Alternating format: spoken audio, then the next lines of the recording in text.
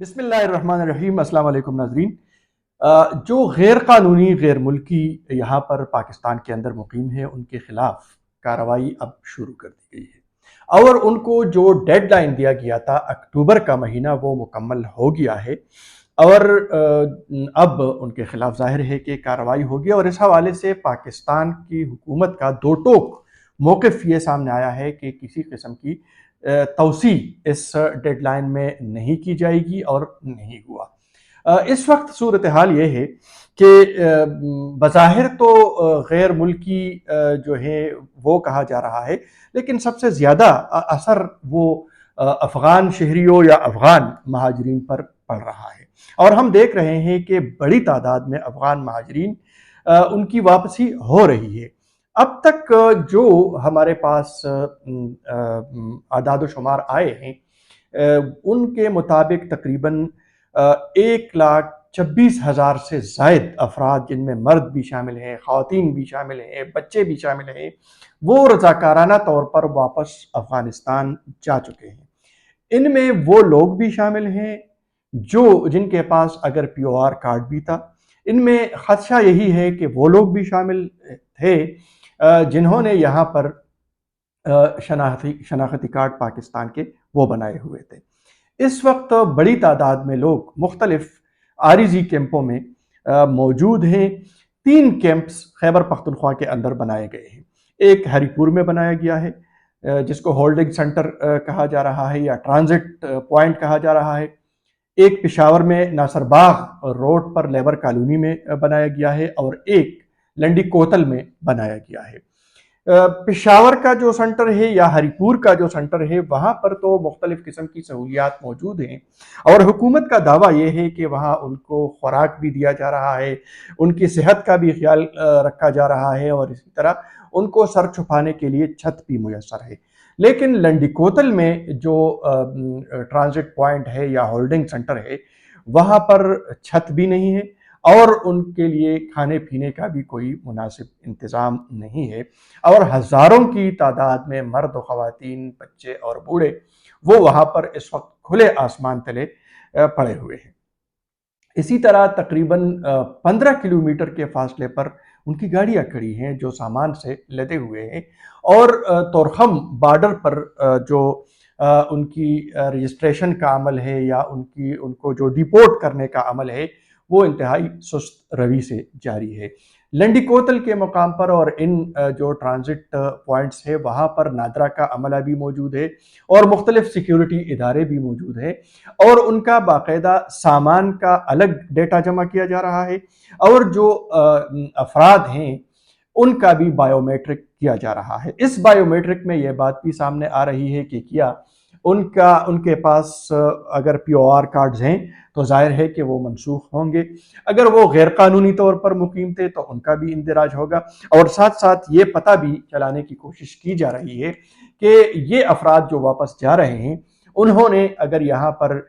غیر قانونی یا جعلی شناختی کارڈ پاکستان کے بنائے تھے تو وہ بھی منسوخ کیے جائیں گے، اور ان کا ڈیٹا بھی باقاعدہ طور پر اکٹھا کیا جا رہا ہے۔ تو یہ عمل ایک جاری ہے، اور ساتھ ساتھ جس طرح کہ ہم نے عرض کیا کہ وہاں پر مشکلات ہیں ان کے لیے، تو ایک مشکل یہ بھی ہے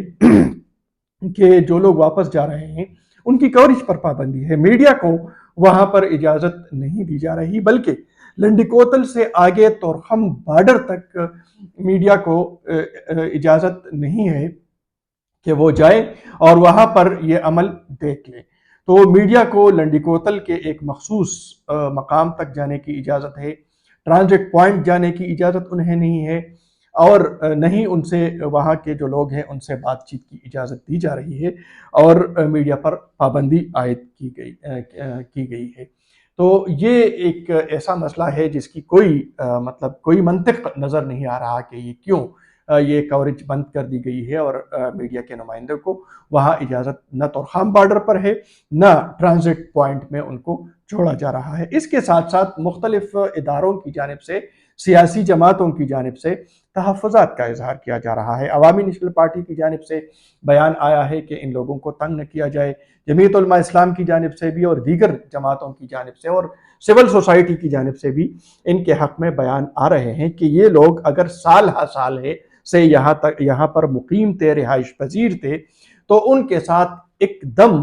اتنی سختی کیوں برتی جا رہی ہے۔ اور یہ جو ہم نے تعداد بتائی ہے 1,26,000، تو ان میں مختلف قسم کے لوگ شامل ہیں۔ جو اعداد و شمار ہے تقریباً 9 لاکھ سے زائد افراد کے حوالے سے بتایا جا رہا ہے، افغان شہری جو یہاں پر غیر قانونی رہائش پذیر ہے۔ تو اگر ان میں کچھ چلے جاتے ہیں تو ابھی بھی لاکھوں کی تعداد میں موجود ہیں، اور ظاہر ہے کہ ان کے خلاف کریک ڈاؤن کیا جائے گا، پولیس ان کو گرفتار کرے گی۔ ایک اور مسئلہ بھی ہے، حکومت کی جانب سے یہ کہا جا رہا ہے کہ باقاعدہ ویزے کے ذریعے اگر کوئی آیا ہے تو ان کو کچھ نہیں کہا جائے گا، اگر پی او آر کارڈ ہے تو ان کو کچھ نہیں کہا جائے گا، اگر افغان سٹیزن کارڈ ہے تو ان کو بھی کچھ نہیں کہا جائے گا۔ لیکن پی او آر کارڈ کے حوالے سے میں بتا دوں کہ پی او آر کارڈ جون 2023 سے، یعنی اس سال جون کے مہینے میں ایکسپائر ہو گئے ہیں اور اس میں توسیع نہیں دی گئی۔ حالانکہ سیفران کی جانب سے حکومت کو اور کیبنٹ کو کہا گیا ہے، باقاعدہ لیٹر کیا گیا ہے کہ یہ اس پی او آر کارڈ میں یہ جو پروف آف رجسٹریشن کارڈز ہے اس میں توسیع دی جائے، لیکن ابھی تک نہیں دی گئی۔ اور ظاہر ہے کہ اگر کسی کے پاس پی او آر کارڈ ہے بھی تو ان کو پولیس ضرور تنگ کرے گی یا ان کو گرفتار کرے گی، کیونکہ وہ تو جون میں ایکسپائر ہو چکے ہیں۔ تو ایک تو یہ مشکل ہے، اور حکومت کو اس کا نوٹس بھی لینا چاہیے اور اس حوالے سے متعلقہ اداروں بالخصوص پولیس حکام کو اس حوالے سے ہدایات جاری کرنی چاہیے۔ اس کے علاوہ ظاہر ہے کہ یہ لوگ اگر غیر قانونی ہے، اور یقیناً غیر قانونی ہے، اور کسی کو بھی یہ اجازت نہیں دی جا سکتی کہ وہ دوسرے ملک میں غیر قانونی رہائش اختیار کر لے، لیکن کون لوگ تھے جنہوں نے ان کو فیسیلیٹیٹ کیا اور سال ہا سال تک ان کو ساتھ رعایت کی گئی، ان کو موقع دیا گیا کہ وہ یہاں پر اپنا کاروبار بھی کرے، جائیداد بھی خریدے، اور یک دم اب 1 مہینے کی ڈیڈ لائن دے کر ان کو نکالا جا رہا ہے۔ تو اس حوالے سے حکومت کو اپنی پالیسی بھی واضح کر دینی چاہیے، اور یہ جو عمل ہے ظاہر ہے یہ اتنی جلدی مکمل ہونے کا بھی نہیں ہے، تو یہ عمل بتدریج آگے بڑھے گا۔ تو اس میں ان کو رعایتیں دینی چاہیے، اور بالخصوص لنڈی کوتل میں جو مرکز ہے وہاں پر ان کے لیے چھت کا بھی انتظام کرنا چاہیے، ان کے لیے رہائش کے ساتھ ساتھ کھانے پینے کا اور ان کے صحت کا خیال رکھنا چاہیے۔ ساتھ ساتھ کچھ لوگ ایسے ہیں جن کے حوالے سے امریکہ کو بڑی فکر ہے، اور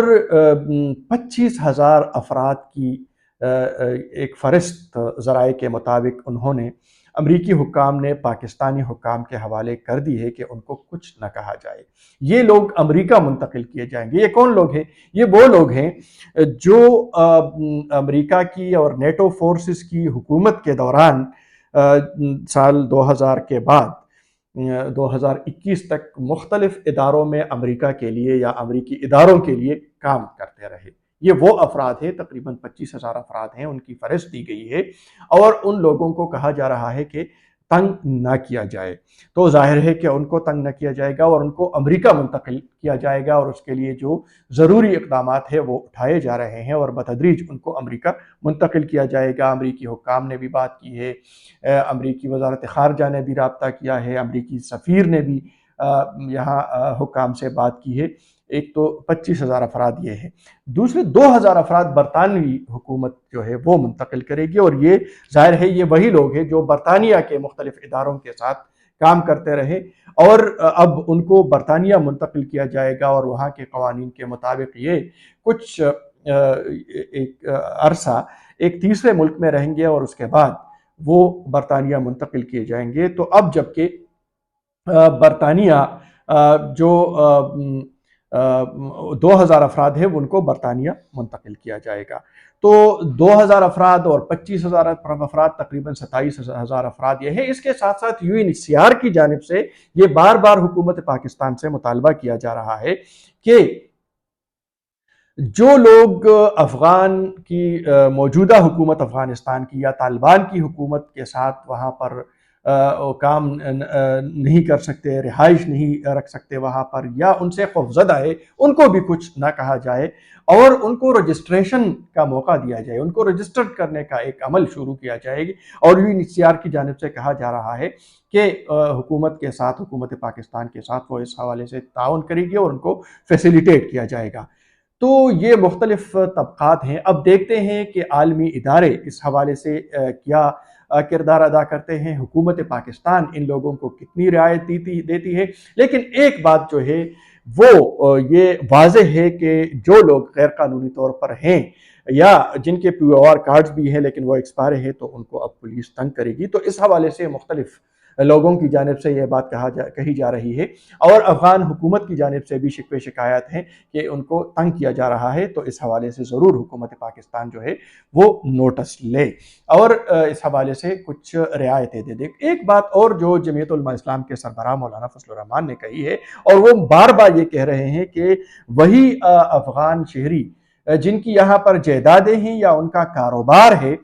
ان کو تنگ کیا جا رہا ہے، بلکہ یہ ان کا دعویٰ ہے کہ ان کو بلیک میل کیا جا رہا ہے اور ان کی جائیدادیں اور کاروبار ہتھیانے کی کوشش کی جا رہی ہے۔ تو یہ بات قابل غور ہے، اس کا نوٹس جو ہے یہ لینا ضروری ہے، اور اس حوالے سے ضرور حکومت کو نوٹس لینا چاہیے۔ اگر اس طرح کی کوئی بات ہے تو حکومت اس کا نوٹس بھی لے اور کسی کو بلیک میل کر کے ان کی جائیدادوں پر قبضہ کرنے کی جو عمل ہے اس کو روکا جائے۔